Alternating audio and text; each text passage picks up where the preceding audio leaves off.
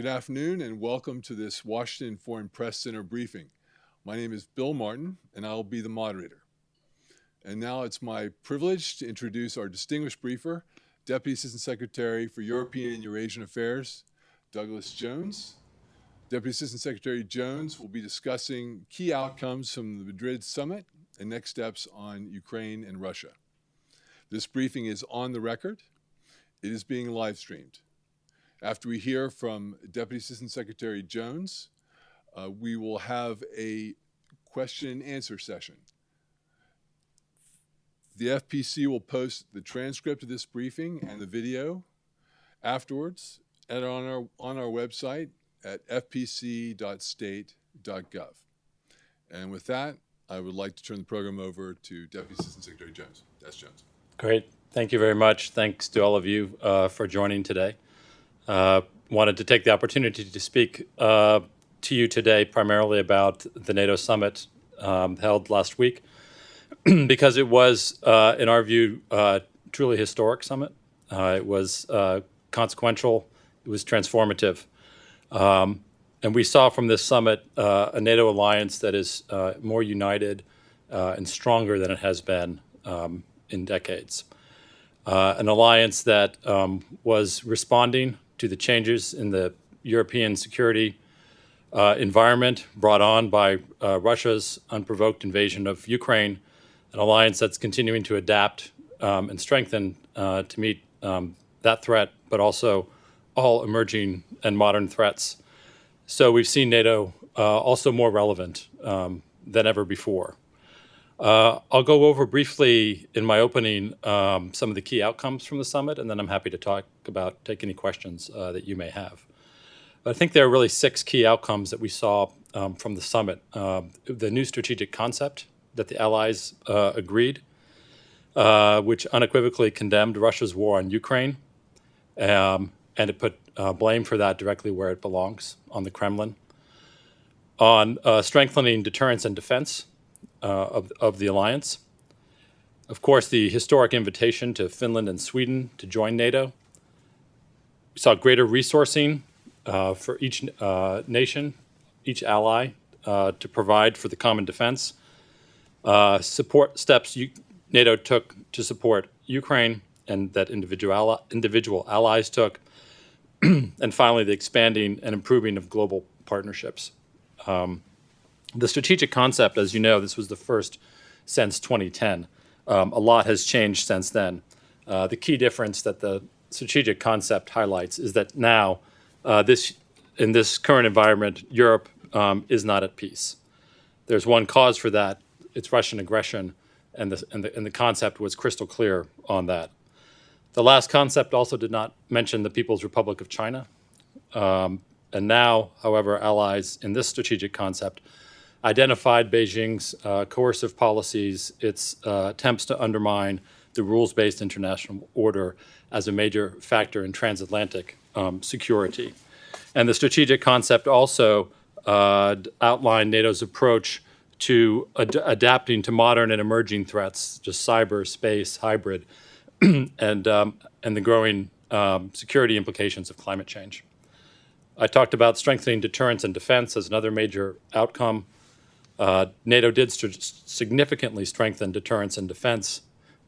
Allies have placed now 40,000 troops under Allied command and established new battle groups in the East.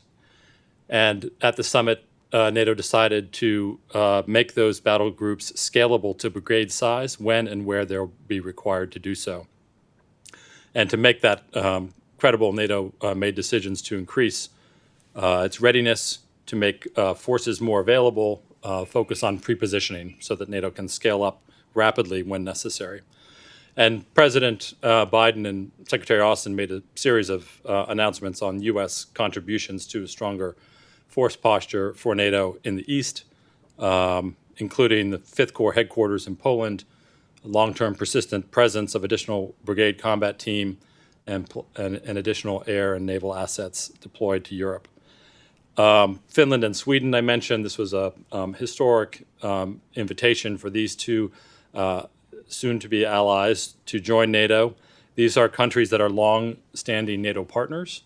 but until now had decided not to apply for NATO membership. But they share NATO's values, and they are strong, militarily capable countries that will be strong contributors to NATO. And so the United States supports their accession to NATO, and we're moving quickly as we can to finalize our processes for their ratification. A word on resources and common funding. We speak often about defense spending and burden sharing, and we continue to see allies step up and share more and more of the defense burden for the common defense. A number of allies, increasing number, are reaching the 2% guideline that NATO has established. We now have 9 allies that spend 2% of their GDP on defense. That's up from 3 in 2014. And 2/3 of the allies are expected to meet that 2% goal by 2024. And also, allies made decisions on increasing the common budget of NATO, both the civil and military. And this will allow the alliance to meet all of the commitments that it's laid out for itself in the strategic concept. Ukraine specifically, of course, the theme running throughout the whole summit, NATO did make some specific decisions as an alliance on a enhanced capabilities package for Ukraine, which is really focused on non-lethal military assistance that NATO can provide, as well as helping Ukraine with cyber defenses and defense reforms. And individual allies made announcements in their national capacities about assistance they'll be giving Ukraine, increased military assistance to help Ukraine defend itself. And finally, I mentioned expanding and improving global partnerships. Also at this summit, the NATO's 4 Asia-Pacific partners, Japan, Korea, New Zealand, and Australia, their heads of state participated in the summit. This was a historic first to participate at that level. And that's a recognition of the increased linkages between security in Indo-Pacific and in the transatlantic space, and how we can work together to enhance each other's security. I'm happy to leave it at that and answer any questions you may have.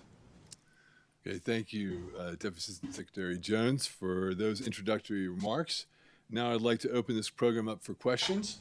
I will take a few questions first from those here in the briefing room, and then a few questions from those on Zoom. Please raise your hand or your virtual hand if you're on Zoom, if you would like to ask a question. If I call on you, please give your name and your outlet. And I think I will start in the 4th row back here, please. Yes. Yeah, thank you very much. Thanks for doing this. My name is John Murray. I'm with the German press agency here in DC. As you know, there's a discussion in Germany and other European countries what kind of weapons we should deliver to Ukraine. I wanted to ask, is it a red line for the United States to deliver Western main battle tanks to Ukraine?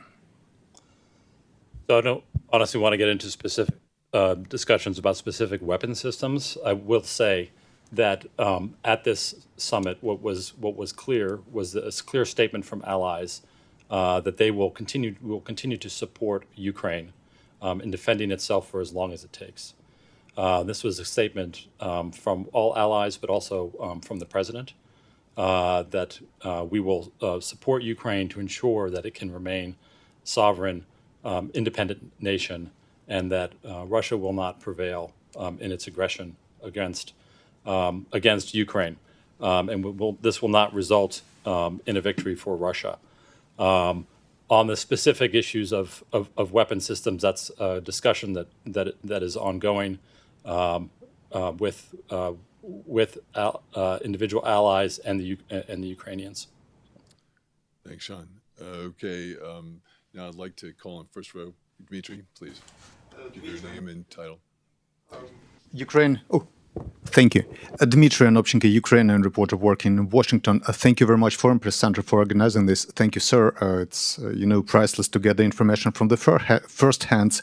And I'd like to ask you about the next steps on Ukraine as Russia, as was it was a topic. There are a lot of sanctions against Russia. It hurts Russian economy, but it doesn't stop Russia from moving forward, from bombing Ukrainian cities. There are a lot of arms provided to Ukraine, and I spoke to Ukrainian military. They told me it's priceless. But at the same time, the battlefield itself is still the main challenge. So under these circumstances, how do you personally see the next steps? What might be done? Do you see any changes in the policy which might be predicted? Thank you. So, as I mentioned earlier, one of the main outcomes was this commitment to support Ukraine as long as it takes. And so I think when you ask about what's next, you're going to continue to see this strong support from the United States and also individual allies for Ukraine, because Ukraine has shown its defense of its country against this Russian aggression has been heroic, and we will support them and give them the weapons necessary. Sanctions are having an impact. We've seen Russia default on their foreign loans. We've seen their inability to replace a lot of the weapon systems that they're losing in Ukraine as a result of export controls. We've seen other impacts on their economy. And so we will continue to put the economic pressure on Russia and raise the cost to Russia for this going forward, not only to continue the sanctions, but continue to broaden them and also to enhance their implementation to make sure that enforcement is stronger. And we'll continue that as long as the leaders said, continue this as long as it takes.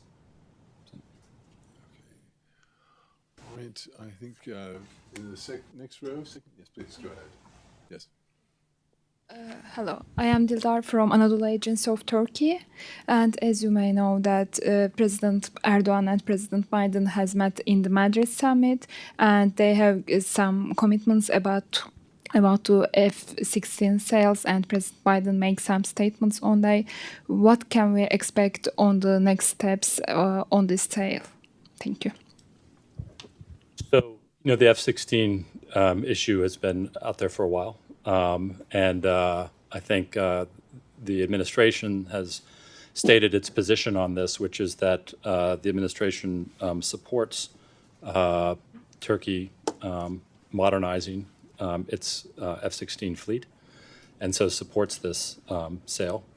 But the president has also been clear that he needs the support of Congress to do this as well. So the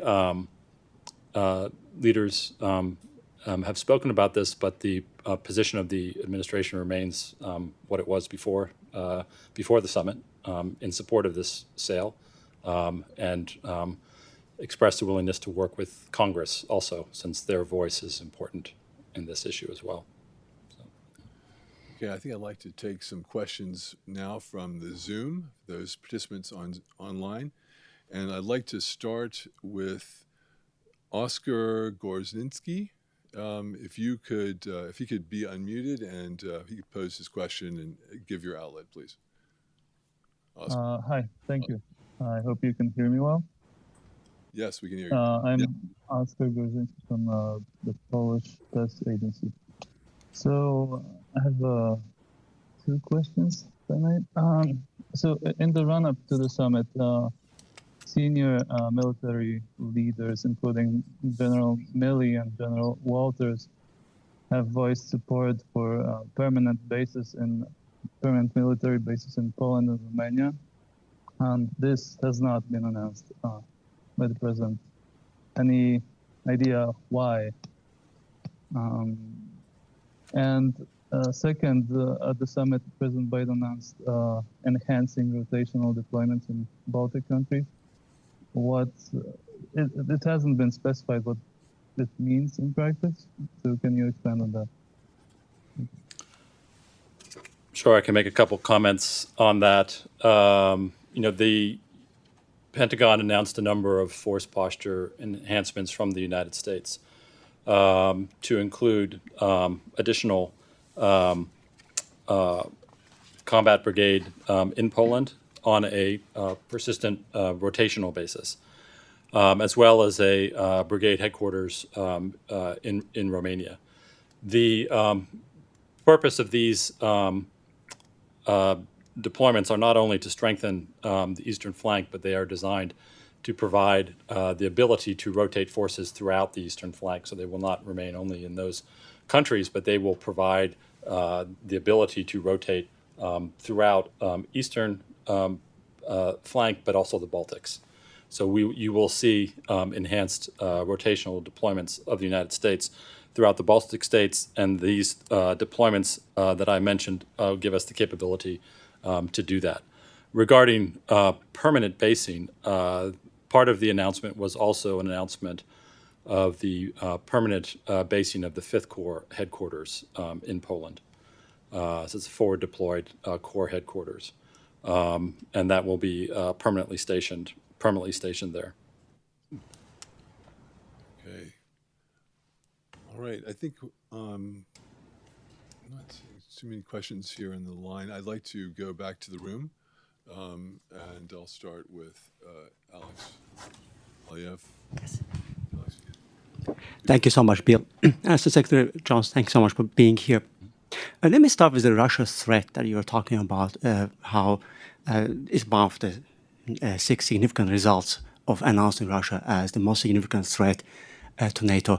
If you sit in Azerbaijan, Georgia, I represent Azerbaijan's Trump News Agency, you probably will scratch your head and think about, increasing Russia's threat to defensive alliance. What am I going to do about it, when Russia's threat, hits me? How could you describe that threat to non-ally members? And what can you do about it if Russia continues its threat to its against its immediate neighbors? And my second question, since we have you here, let me get your reaction to the latest news on Turkey allowing, NATO member Turkey, let me say, allowing a Russian ship to pass through its port today, despite the fact that Ukraine has been claimed that they have provided significant details proving that it had stolen Ukrainian grain. And what is your position on that? Thanks so much. Thanks. So the strategic concept, public documents, you can see what we say about the threat from Russia. But we see obviously growing Russian aggression, Russia threatening and using force against a peaceful neighbor, committing atrocities within Ukraine. These are all reflected in the strategic concept, and NATO has had to adapt to those. The strategic concept, by definition, speaks mainly to the threat to the alliance. But we also speak about partnerships. NATO has a broad network of partnerships, including with those countries that seek to join the alliance, including Georgia, including Ukraine, including Bosnia and Herzegovina. And the alliance also made decisions on ways to enhance those partnerships. So we have enhanced partnerships in ways we can both improve the resilience of these countries, enhance their own defense capabilities and their interoperability with NATO, and help them to drive their own reform processes that make them, stronger candidates for NATO. And so I think, in that way, NATO has, has not lost its focus on any of these partnerships, and are looking for ways to enhance them. On the question of grain, I won't say much about that other than to say that this is important. There is growing food insecurity in the world that is caused by Russia's unprovoked invasion of Ukraine, it's clear why there's growing food insecurity, and it's because of Russia, and we are taking actions to address this as best we can to mitigate it. But Russia's blocking of the export of grain is the root cause, and we look for them to allow this these grain flows to continue, and also to stop the theft of Ukrainian grain, for which is illegal, and which we intend to hold Russians accountable for, as we intend to hold them accountable for all of the crimes that are being committed and the atrocities being committed in Ukraine.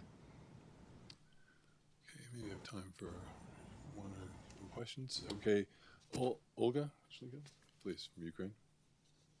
Oh, sorry. I'm sorry. First row. I'm sorry. Magdalena. Sorry. Thank you. My name is Magda Sokowska. I'm with Polish TV outlet Polsat News. I would like to ask about China. As you said, China was mentioned as a strategic concept of NATO. And that is a challenge that China seeks to undermine international-based rules. How big is the threat posed by China to NATO, and what could be done to minimize the threat? And the second question, how would you describe the current relationship between Beijing and Washington? Thank you. Thanks. That is one of the most significant changes in the strategic concept from the old one to the new one, but also in the strategic environment in which NATO is dealing. So what the strategic concept says is it acknowledged for the first time in a strategic concept that China's coercive policies and its attempts to undermine the rules-based order have implications for transatlantic security. So what this is not about NATO going to the Indo-Pacific and getting involved there. This is about the impact that China has on transatlantic security and the need for NATO to deal with that. And so your question about how can NATO do this, most of the work that NATO is focused on in this area is both using NATO as the forum where we consult and share information, where we are sharing information and analyses about China and the People's Republic of China, and also NATO's focus is on resilience. How can we support each other in building our resilience to these kinds of challenges that China is posing, both, and this takes many forms. It takes forms of cyber, hybrid, disinformation, and also coercive lending practices, and investing in infrastructure, which also poses risks to allied security. So that's been NATO's focus. We're going to focus on ways that we can build our collective resilience against these kinds of challenges that we're seeing from the People's Republic of China in the transatlantic space. And the second was, how would you describe the current relationship between Beijing and Washington? Since I work in the European Bureau and not on the Asia Pacific Bureau, I'm not really I won't be the one to take that question. So. Okay. Yes, you have another question from Georgia, I believe? Please. Yes. Hold on. Thank you very much. I'm Rusa. My name is Rusa. I'm from Georgia, from TV Med. It's my first time here. I'm really glad to be here. So I want to ask, you mentioned about partnership between US and Georgia and Ukraine. I want to ask about Georgia. You know that Georgia's Euro-Atlantic aspirations have been widely supported by our people for decades under different governments and circumstances. Is it possible now to discuss specific timeframes? And what can you tell us about Georgia's Euro-Atlantic perspective? So they did speak about this, of course, at the summit, as I mentioned. The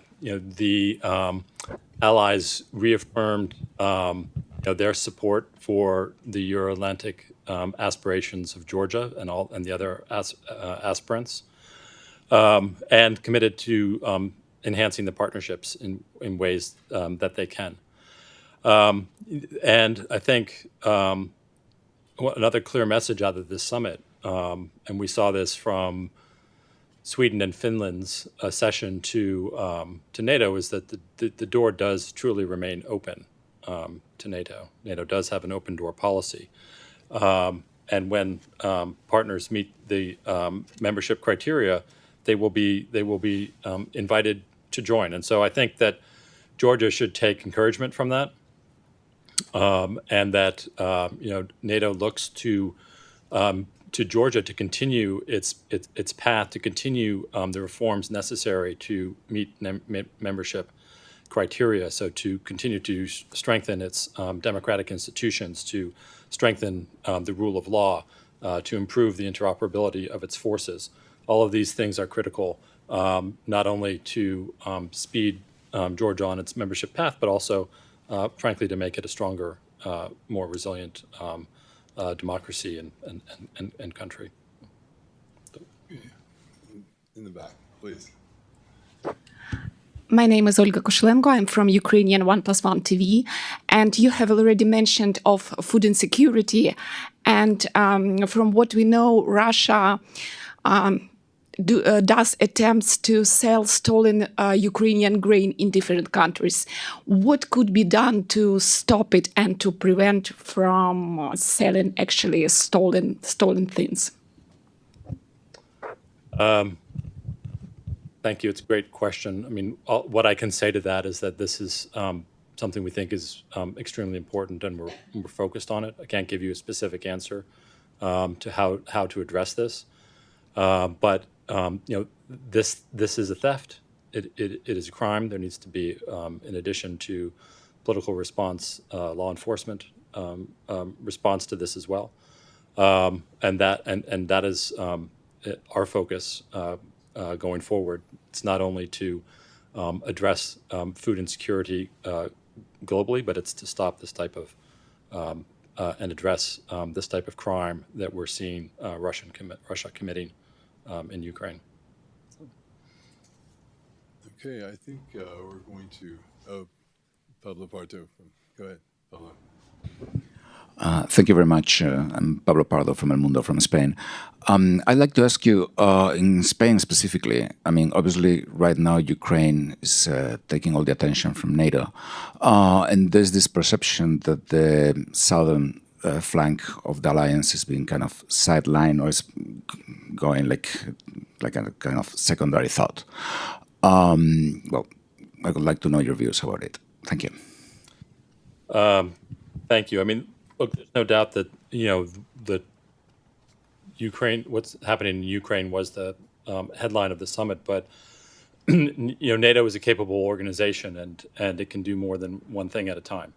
And the leaders were clear that NATO is going to continue its 360-degree approach to security. So we're not just looking east; we're looking in 360 degrees to address all the threats and challenges posed to the alliance. And I think that you can be confident that NATO will continue to focus on threats from the south, and I think we saw that at the summit. So, of the three formal sessions that the leaders had, one of them was focused exclusively on the south, and so that showed at the head of state level they continue to focus on this. And if you look at the strategic concept, it talks about Russia, it talks about China, and it also talks about terrorism, identified as one of the major threats facing the alliance. And so we have not taken our eyes off of that ball.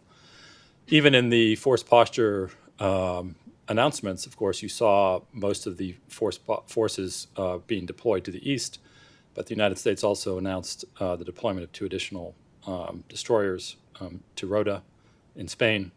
So I think we have not lost sight of the importance of providing 360-degree security and for all of the allies. Okay, I think we're going to end the question and answer there. Destin, do you have any final remarks you'd like to make? No, you have all done your jobs well and asked all the questions. So I'm not left with anything else to say other than thank you for coming and thank you for your focus on these important issues. Okay, and well, with that, I'd like to thank you, Des Jones, for briefing today, and I'd like to thank all our FPC member journalists who participated today in the briefing room, in person and online. This concludes our briefing. Thank you. Thank you.